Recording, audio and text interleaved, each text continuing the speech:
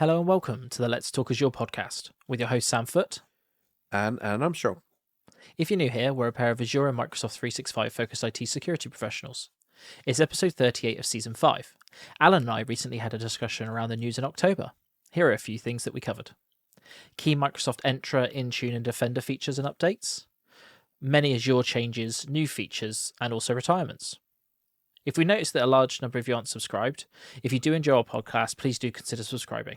It would mean a lot to us for you to show your support to the show. It's a really great episode, so let's jump in. Hey Alan, how are you doing this week? Hey Sam, not doing too bad. How are you? Yeah, really good, thank you. Really good. Do we need to apologise for our lack of episodes, Alan? We've been a little bit busy, haven't we? The last couple of weeks, haven't we? Lots of different things that have just stopped us from getting recording, and a bad timing to the end of the month, I think, is probably the fairest way of calling it out, right? Yeah, I was away, wasn't I? So. Oh yeah, that's true. Yeah, no. So so we took a little break, but yeah, hopefully. Well, I say not much disruption, but not long now, Alan, before you're off to. Is it Chicago this year for Ignite? Yeah. It's not. Yeah, that's right. Sorry, yeah, I got it right first time. Are you all ready to go?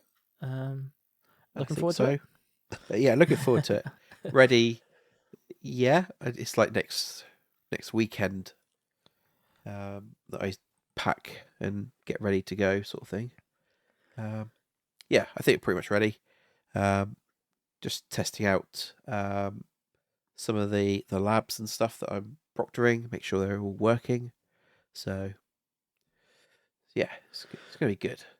Nice. I think Microsoft have got you working quite a lot, haven't they? Whilst you're over there, how many labs do you do? Yeah. So proctoring two labs over 4 days. No, over 2 days. But they're being repeated. So there's two. The labs are the labs are both repeated each day, basically on the Wednesday and Thursday. So yeah, just proctoring those. They're all on what Defender. Oh, sorry, go on. Yeah, Defender for cloud. Nice side of things. I can't quite remember what the labs are called. But yeah, it's all around securing your environment using Defender for cloud. So it should be good. Nice. And do people just sort of rock up with their own kit and they spend some time with you and others just learning about Defender for Cloud? Is that how it sort of works? No. So all the machines are provided in the room. And in effect, you just run through. Someone presents at the front, and in effect, you run through the labs, sort of instructor led, I guess, in some way, with other proctors like myself running around. If there's any questions, things like that, if you get stuck with any of it. So yeah, and you have to register for it, but it's free. It's not one of the paid free days or anything like that. But you just got to register for it so that you can get a spot. Nice, really good. Can people still register at the time of recording?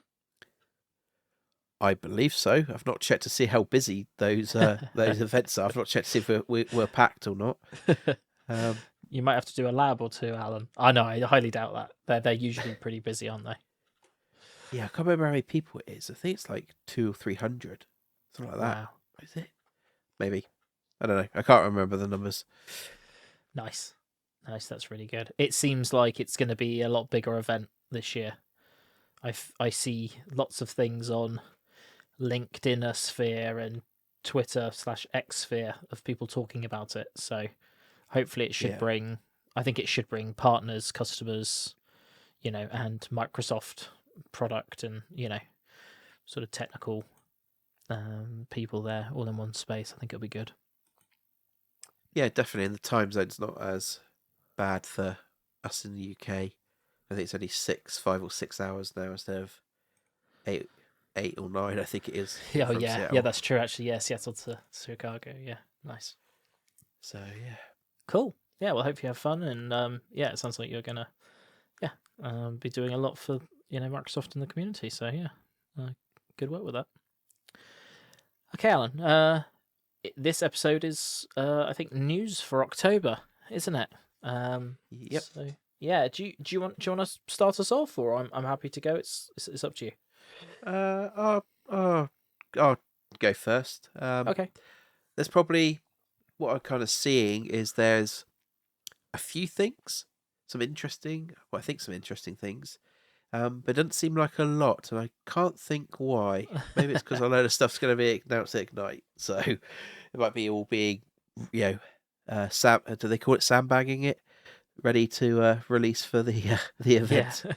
So, yeah, there's a few things. So if we start with Defender XDR portal, they've put in some new unified RBAC roles, and this is mainly around if customers who have Microsoft Threat Experts sort of capability, in effect allowing a role to allow users or consumers of it to ask the experts or Defender experts bit.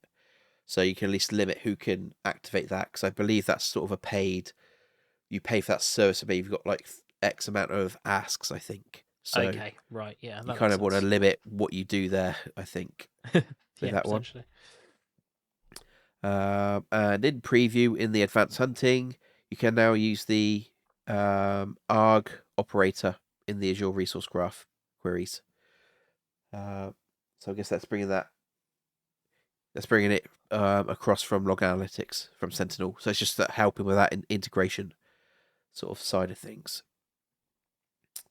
So moving on, and if we go into Defender for Office, the only update in here is that your tenant allow and block lists now support IPv6.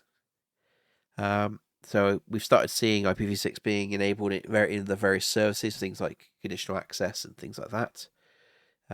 So just outside of this, but yeah, so that's just been added into that. Moving on, Defender for Identity. So with Defender for Identity, we don't tend to get large amounts of updates. It's more around sort of bug fixes, things like that with sensors, occasionally some updates. But this month, well, October, they expanded their coverage of their identity posture recommendations and added 10 new ones, which seems quite a large amount to bring in. Yeah. So that includes accounts with non-default primary group ID, change domain controller computer account old password, GPO assigns unprivileged identities to local groups with with elevated privileges. GPO can be modified by unprivileged accounts. Reversible passwords found in GPOs. Built-in Active Directory guest account is enabled. Unsafe permissions on the DNS admin group. Ensure that all privileged accounts have the configuration flag. The account is sensitive and cannot be delegated. Change password of the Kerberos token account. And the last one is change password of built-in administrator account. They all sound pretty valid. Yeah. In Definitely. their thinking, and I guess just adding, it's that what they're calling the Identity Security Posture Management (ISPM).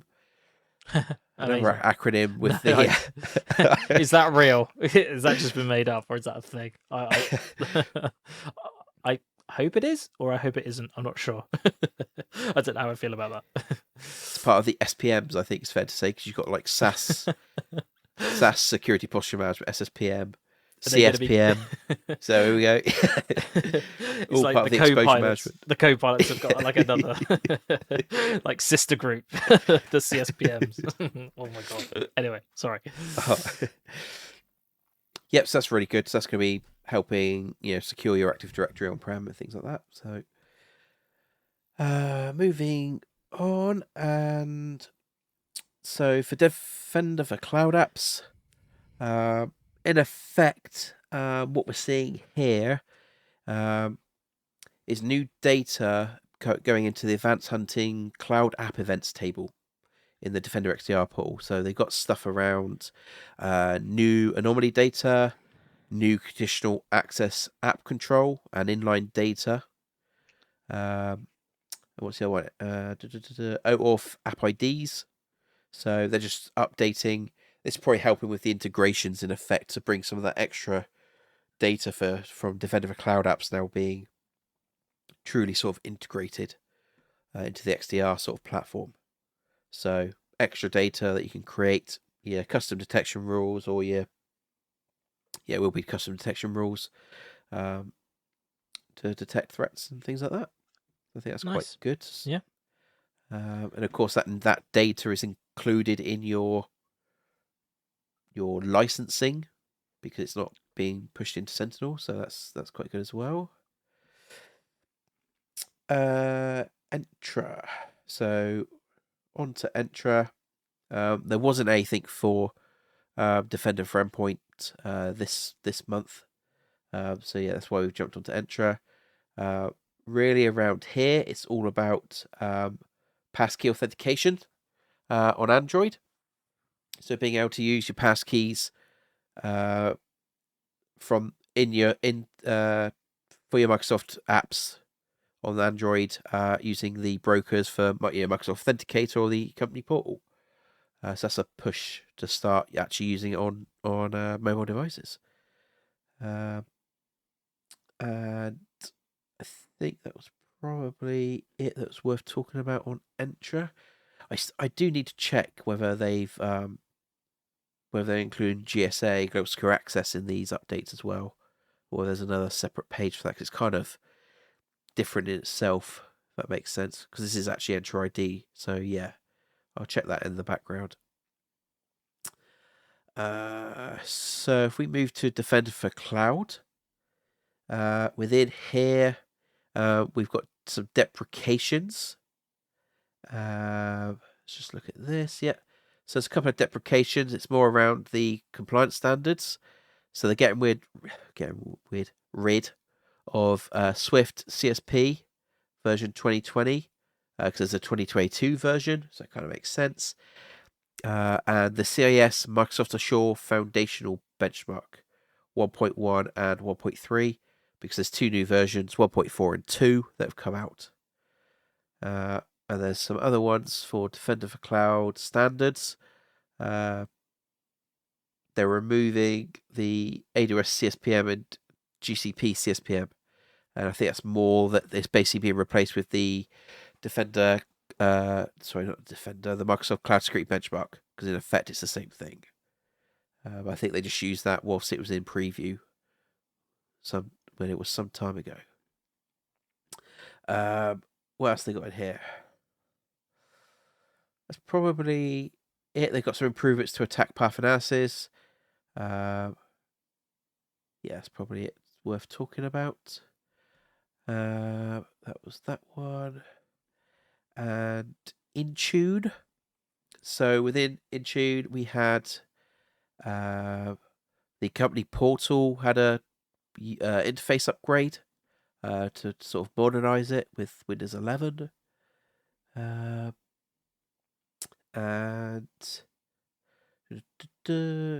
some of the Defender for Endpoint security settings are now supported in government cloud environments. That's now got GA, so now it's available in most places. Yeah, that's probably it that was worth talking about. Outside of Windows Autopilot device preparation support is now available in 21. Is it Vianet for China? Yeah. Probably butchered that naming there, but it is what it is. Yeah, the only other part was they added a new strong mapping requirement for SCEP certificate authentication to meet with one of the updates that happened recently. Yeah, that was pretty much it. So I think that was in a whistle-stop tour. That's kind of everything from my side. I will just check the background, see if there's anything else in Entra, because there's various subsections of that suite. But yeah, I think that was probably it. Like I said, not tons of things, but I think that's because Ignite's around the corner. Yeah. I think your next news episode is going to be pretty beefy, should I say. Sure. Okay. Right, let's go through some Azure updates. New retirement. It seems like we get lots of retirements now, but I think that's just a function of the amount of different services there are. Does that make sense? I don't think they're actively retiring more stuff. Maybe somebody's run that number or that ratio. But planned service retirement, Azure automation state configuration on September the 30th, 2027. So that's a long way away, but if you are using state configuration within Azure automation, you need to plan for that. This one was just cool. I think, what was it? Storage box that I think is probably the coolest thing in Azure. I think this is actually probably cooler. Another retirement announcement. Unhappy, but anyway. Azure Orbital Ground Station requirement. And then this is a real quote from the update. Customers with existing private spacecrafts with appropriate licenses and authorizations can continue to use Orbital Ground Station service until December the 18th, 2024. Okay. Public spacecraft authorizations will end on October the 28th.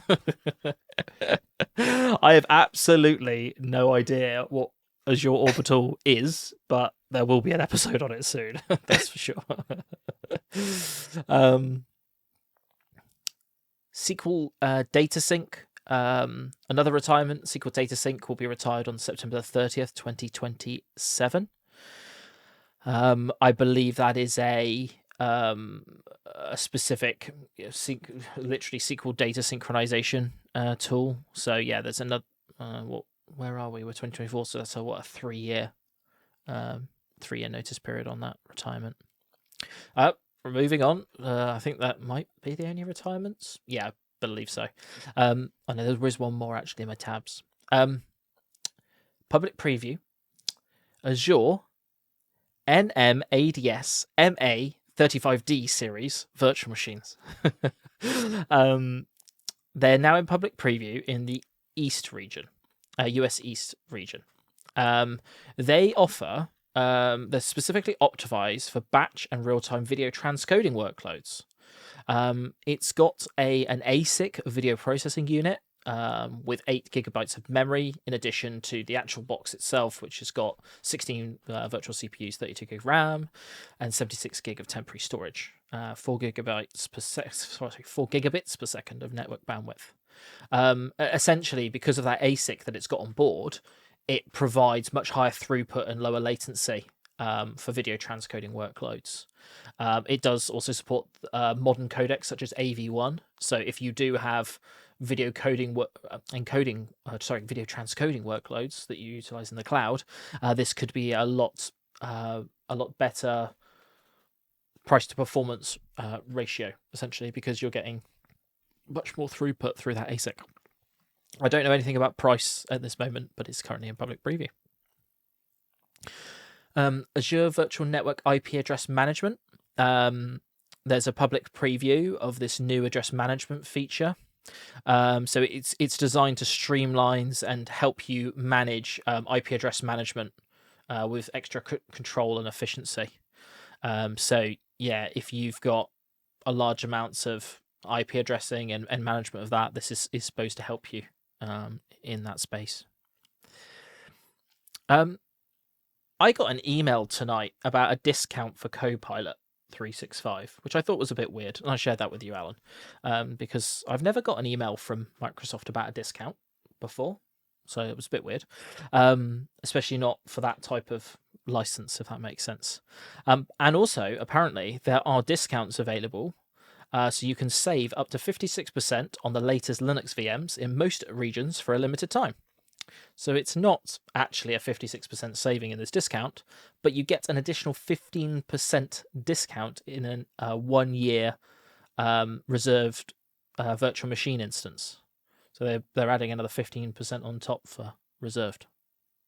Apparently that offer is available between October the 1st and October the 1st, 2024, So like now until March the 31st, 2025. So yeah, another discount from them. Cool. Azure Spring Apps will be retired on March the 31st, 2028. So Azure Spring Apps is a fully managed service for running literally Java Spring applications.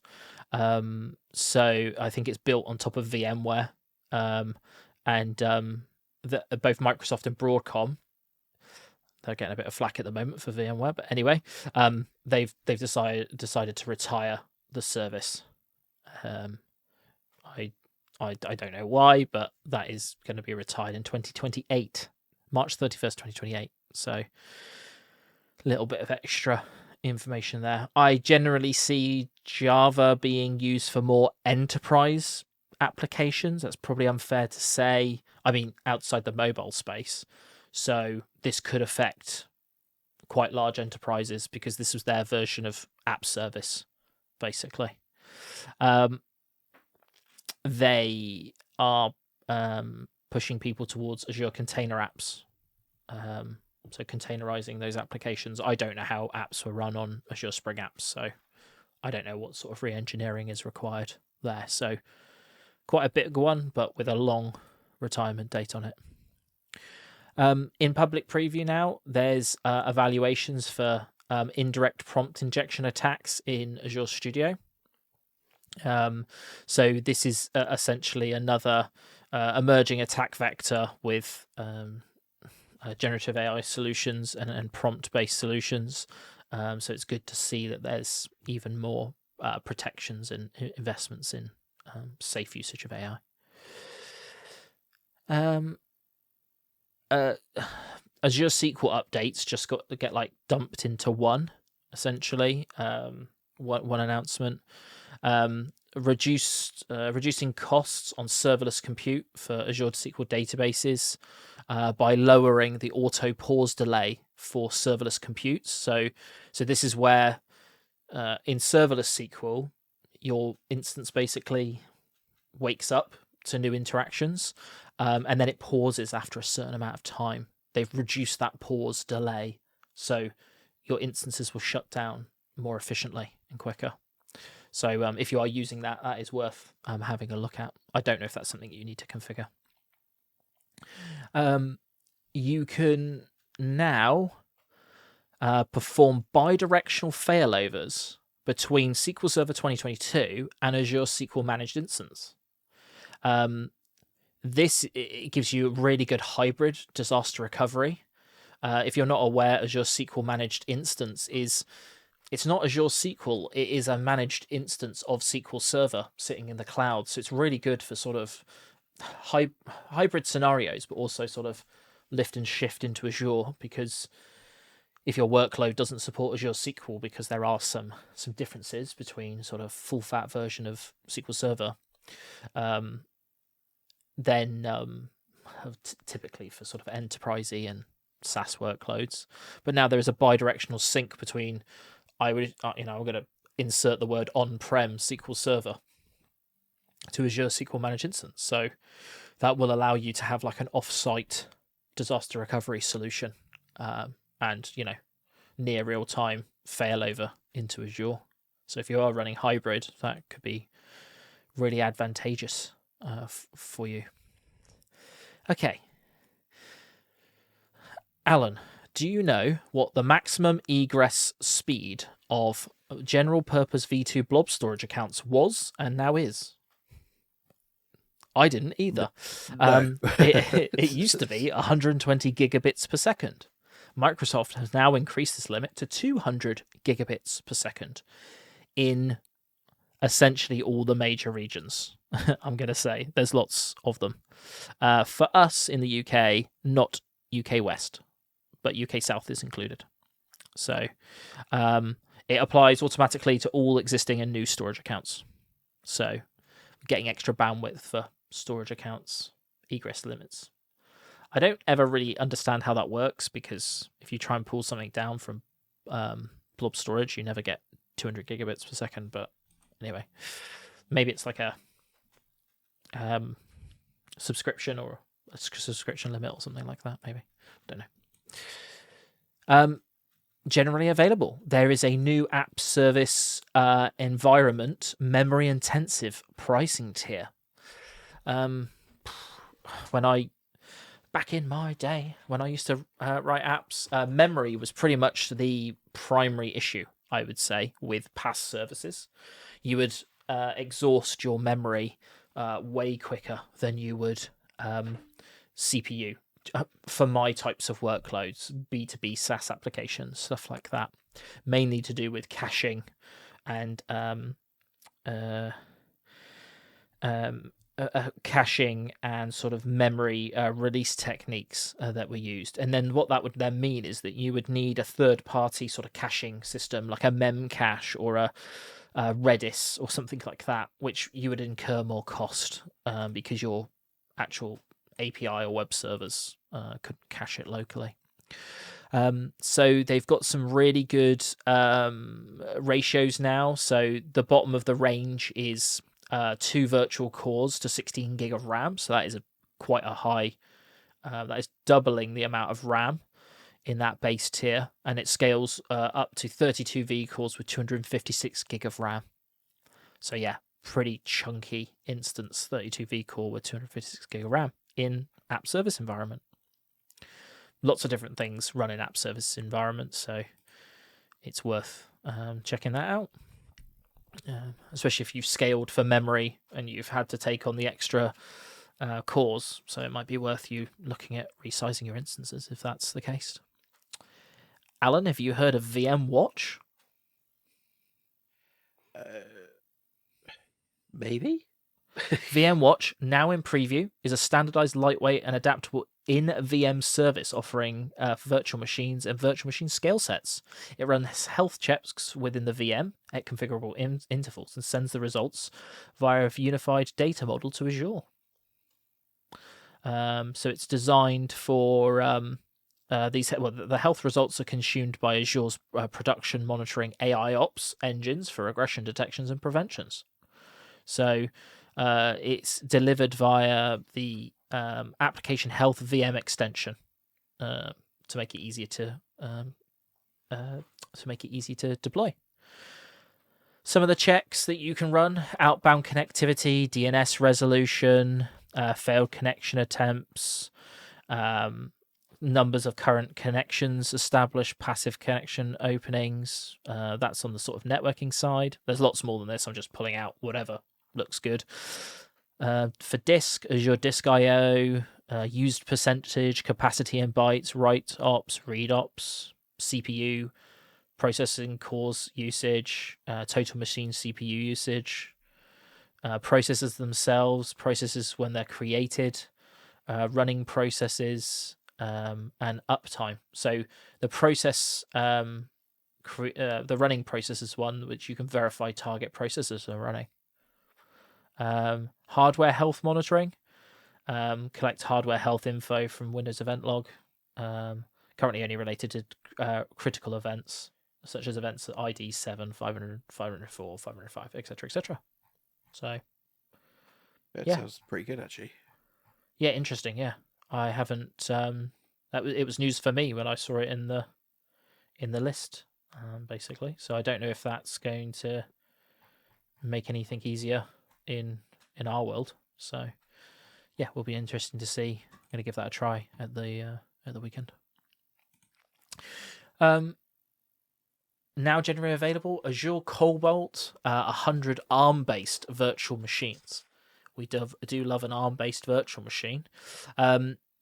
They basically offer 50% better price to performance than their previous generation ARM virtual machines. So yeah, you're essentially getting a lot more bang for buck with these Cobalt 100 machines, and they look to be Azure themselves machines, essentially. So yeah, they're Microsoft Azure Silicon. So interesting to see. It was the first round done last Ignite. I think that's probably what it was. Was first it? Cobalt ones, I think. Okay. maybe. Yeah, yeah. I'd love to run some of those and see what see how they function and what they're sort of useful for. They are they go down to really cheap, basically. Even pay as you go, the 2V CPU and 1 gig of RAM is only $6 a month, and you can put it on a 3-year savings plan, and it costs $2.75 per month. Wow. So, yeah, they can even go on savings plans. Azure Functions now supports Node.js 20 version 2020, not 2022, 22. So yeah, I don't know if Node. Sorry, 2 seconds. Node.js. Let's just go to their website. Is that the new LTS?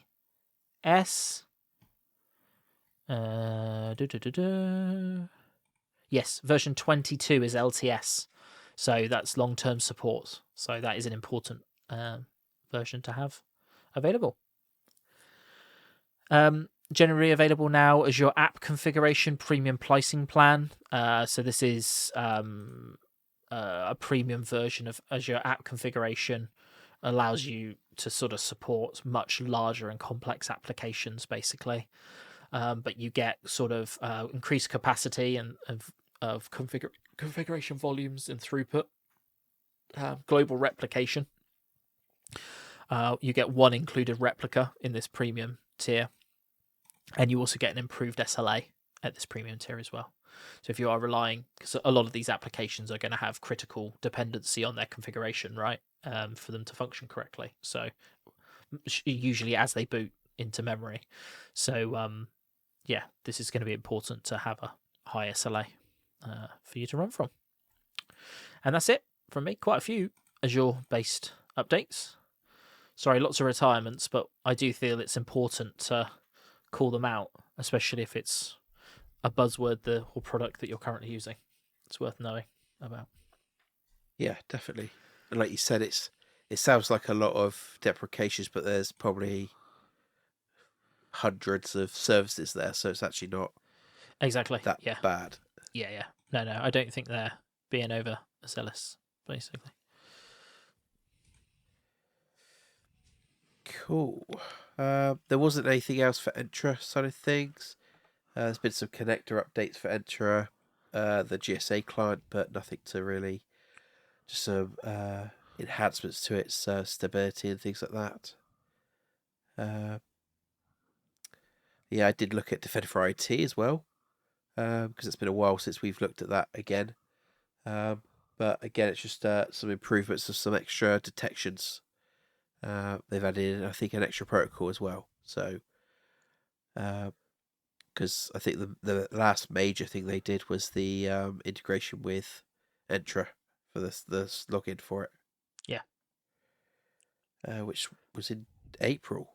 It seems like it was sooner, more recent than that. Yeah. But, nice. Yeah. Cool. So, what is the next episode that's Okay, so I'm going to do an episode on Defender for Cloud DevOps security.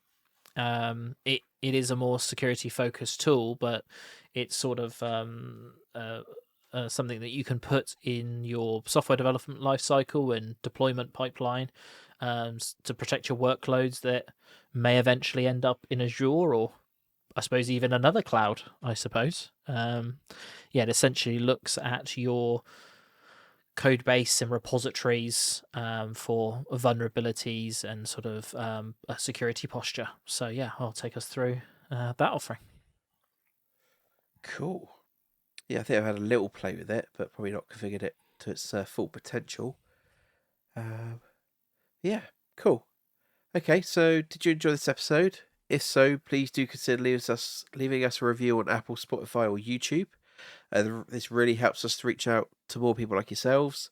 If you have any specific feedback or suggestions for our episodes, we have a link in our show notes, or leave a comment on our YouTube channel.